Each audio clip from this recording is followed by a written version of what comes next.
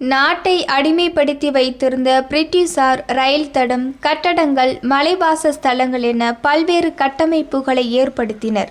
இவை வரலாற்று மிச்சங்களாக இன்றளவும் நம் கண்முன்னே இருந்து கொண்டிருக்கின்றன. ஆனால் நாம் கண்களால் பார்க்க இயலாத வகையில் சில இரகசிய சுரங்கங்களையும் பிரிட்டிஷார் தங்களின் பாதுகாப்புக்காக ஏற்படுத்தி வைத்திருந்தனர். அதுபோன்ற கட்டமைப்பு ஒன்று டெல்லியின் சட்டமன்ற வளாகத்தில் இன்று கண்டறியப்பட்டிருக்கிறது. டெல்லி சட்டமன்ற வளாகத்தினுள் இந்த இரகசிய சுரங்கத்தின் முகப்பு கண்டுபிடிக்கப்பட்டுள்ளது. இச்சுரங்கம் வழியாக அங்கிருந்து டெல்லி செங்கோட்டை வரை செல்ல முடியும் என கூறப்படுகிறது.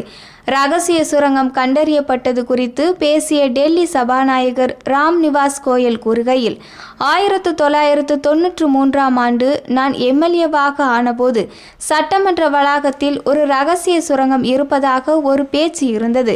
அந்த சுரங்கத்தின் வழியாக செங்கோட்டை வரை செல்ல முடியும் என கூறுவார்கள். நான் அந்த வரலாற்றை தேடி போனேன். என்னால் அதனை அப்போது கண்டுபிடிக்க முடியவில்லை. இன்று அந்த சுரங்கத்தின் வாசலை கண்டுபிடித்திருக்கிறோம். ஆனால் இதனை நாங்கள் தோண்டப் போவதில்லை. இந்த சுரங்கத்தின் பெரும்பாலான பகுதிகள் மெட்ரோ ரயில் வேலைகளினாலும் கழிவுநீர் குழாய் பதிப்பு வேலைகளினாலும் சேதமாகியுள்ளன.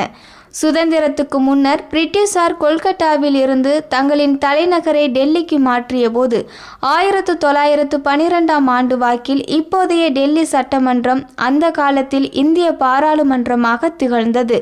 பின்னர் 1926ஆம் ஆண்டு இந்த கட்டத்திற்குள் சுதந்திர போராட்ட வீரர்களை மக்களின் எதிர்ப்பு இல்லாமல் அழைத்து வருவதற்காக இந்த இரகசிய சுரங்க வழியை பயன்படுத்தியுள்ளனர்.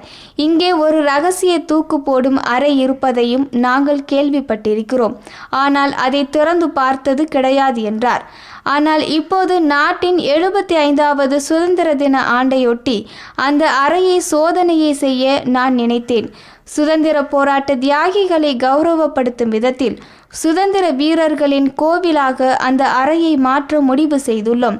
நாட்டின் சுதந்திர போராட்டத்தில் டெல்லி சட்டமன்றத்துக்கு இருக்கும் தொடர்பை கருத்தில் கொண்டு பிரிட்டிஷார் பயன்படுத்திய இந்த தூக்கு போடும் அறையை பொதுமக்கள் பார்வைக்காக அடுத்த ஆண்டு சுதந்திர தினம் முதல் திறந்துவிட முடிவு செய்து அதற்கான பணிகளை ஏற்கனவே துவங்கிவிட்டதாக சபாநாயகர் ராம் நிவாஸ் கோயல் கூறினார்.